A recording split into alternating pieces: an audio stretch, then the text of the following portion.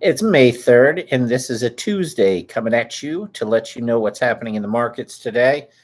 It's exactly what we said would happen yesterday. Descending triangle down to 47.5. Didn't know it for a fact. Otherwise, if you know these things for a fact, you're like Biff in Back to the Future. You can just go play the odds.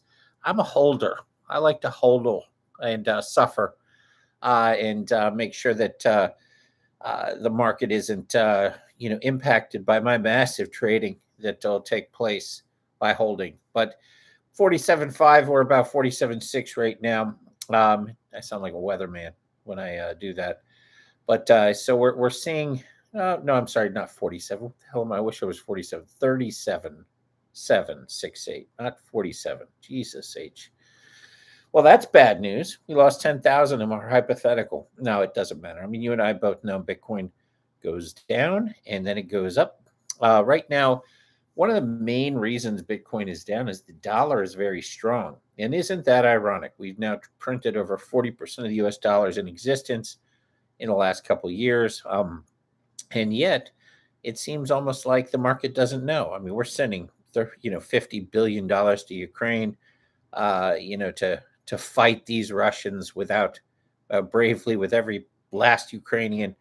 How brave of us to do that, and no idea where our weapons are going. But that's not going to impact inflation at all, because when you print money, it doesn't impact inflation, right? We all know that. Or is that the opposite of true? I don't know. I don't want to be hit by the minister of disinformation. So what we'll stick with are the facts. Here are the facts.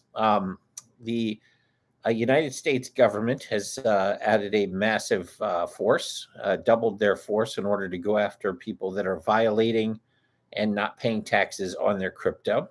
So that's exciting. The U.S. government is getting involved with hypothetical digital assets to come after you, for which they had nothing to do with creating, nothing to do with assisting, nothing to do with regulating properly, and now they want their cut.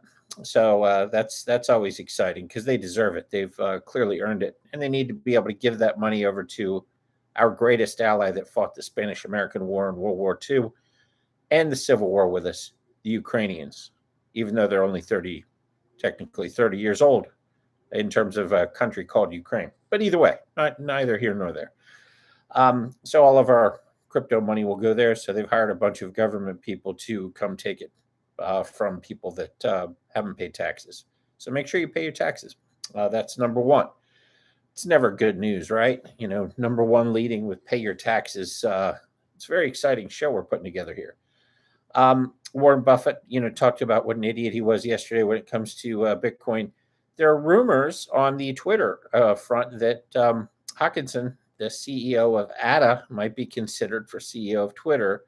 It might be a rumor he's just playing with because he remarked that he can neither confirm or deny. But ADA is actually adding a bunch of whales. Whales are a good thing in the sense that it's nice to see people with money getting involved. And whales are a bad thing in the sense that a lot of times whales pump and dump and leave you and I holding a shit bag of coins. So whales getting involved can be good, bad, or other. Solana started to recover a little bit, at least from their outage, and they should. That's a beta. They'll figure that out. Still, I think the best long-term viable blockchain out there. It's not as decentralized as I'd like, but it will be. When you can put up an entire Web3 on a decentralized platform and build that code out and push it, they need more nodes. They need more horsepower to sustain the bot attack, and they need a strategy for the bots, which I think they have. And Solana is a good horse to bet on. So we've got a couple other, minor news. Some universities taking Bitcoin. Central African nation taking Bitcoin as legal tender. Dogecoin's actually having some issues. So Dogecoin's lost 40,000 holders, which is kind of interesting. With Elon, you'd think that would be pretty viable, as he takes it private. He's going to end up relaunching it public probably 3-4 years down the road. But Doge could very well be in the plans there. There have already been some tweets about Doge being involved. The Uganda Central Bank is the one that is tells licensed entities to stop facilitating crypto transactions. So Some African countries are jumping on board, and other ones are doing what their we'll call them their European counterparts, not masters, counterparts are telling them to do. And Uganda is apparently making a bad decision. But hey, that's between Uganda and the Ugandians. Um, Hopefully, they come around eventually.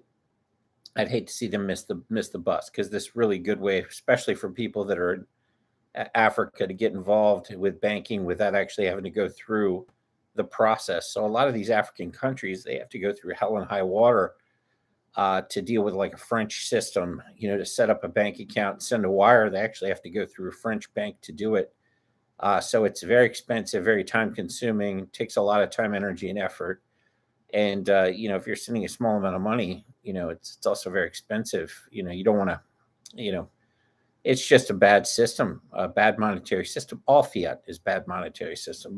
But what's happening in Africa, because they're using their counterparts, not masters, as proxies, they have some other issues as well to deal with there. New York Department of Financial Services is showing their ass and deciding that they don't want proof of work. So a lot of anti-proof of work stuff going on out there, and a lot of people are setting them straight. But it's tough to set stupid people straight. They don't understand that the Bitcoin community is using and pushing and actually spurring a renewable energy revolution. They're figuring out better, more efficient ways to use energy. Much of that energy being wasted right now, including ExxonMobil's plan to use their excess gas for mining. So, as you're watching the Bitcoin community start to do incredible things, and with the money, find better, cheaper alternatives to energy as our government screws up and tries to make it more expensive.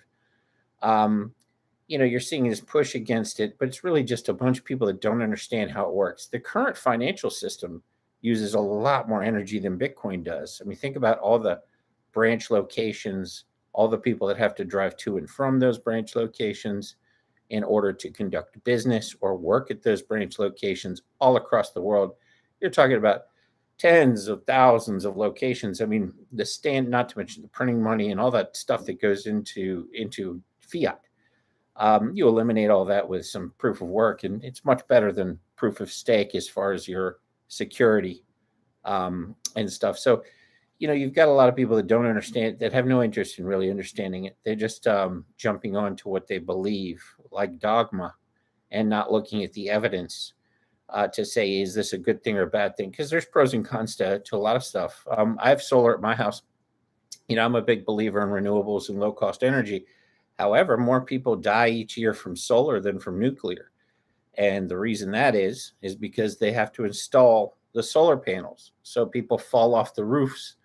It's one of those unintended consequences. You do something good, solar is awesome, but it's killing more people than nuclear, because you've got workers that actually have to go install it that fall from high distances. And, those are the types of things that people don't look at in the course of making these broad, grand decisions that would affect, millions of people in a country.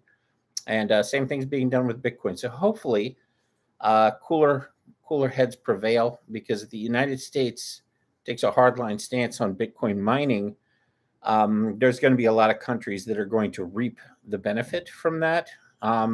Maybe it's for the best, because the U.S. is making terrible decisions on energy right now. And if that continues, you're going to see a mass exodus from the United States anyway, as a result of other countries making better decisions on their energy. So you may see, it branch out into Iran, Saudi Arabia, somewhere cold too. So obviously the Arctic areas or Canada or wherever, you can get cheap energy, but also it's nice to have cold air to help with the cooling of these ultra hot miners, because they do get hot as hell. No question about it. Hawaii is approved a task force to look into Bitcoin. So Hawaii, who's usually behind everybody on everything, except for taxing people and being in labor unions, is actually looking ahead. So good for Hawaii. Beautiful state. I'd love to see them, take some leadership. BJ Penn is running for governor of Hawaii, and We would like to officially endorse BJ Penn for governor of Hawaii. Great man, true Hawaiian, and he'll do a great job if he's actually gets a shot over there. Humble, may not know everything, but he's humble enough to ask and find out the right information and make good decisions, and certainly cares about the people of Hawaii. So BJ, good luck with that. 100,000 Cubans are using Bitcoin right now. They're saying to avoid U.S. sanctions. Whatever. People are going to avoid U.S. sanctions with cash, and you don't know how many there are. The beauty of Bitcoin is you can actually see how many there are if they are, in fact, doing what you say they're doing. So that's the beauty of a public blockchain. Governments know that. Cash, you have no idea how much cash is trading hands. So the fact that they know that, I would say, is also a selling point. So I expect the market to be kind of this way for a little while. 37.5 is a big point. We've bounced back from that, but we really don't want to go any lower. There's a couple points at 32 beyond this, and then 30. But at the end of the day, I read a report today. The odds of Bitcoin going to 100,000 are higher than the odds of going to 30,000 currently on the math. So even though we're clearly a lot closer to 30,000, mathematically, it's a lot closer to 100,000 as being higher probability. So everybody stay positive, be happy. Hope you guys have a wonderful day. I'm going to come back and do a little ditty on HapPhi and some things that are happening there next. But in the meantime, I'll see you guys tomorrow.